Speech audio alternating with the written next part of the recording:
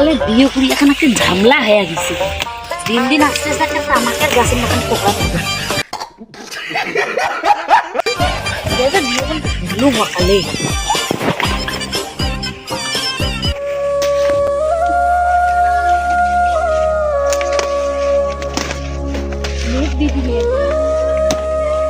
কিরে দি এই অবস্থা কে তোর?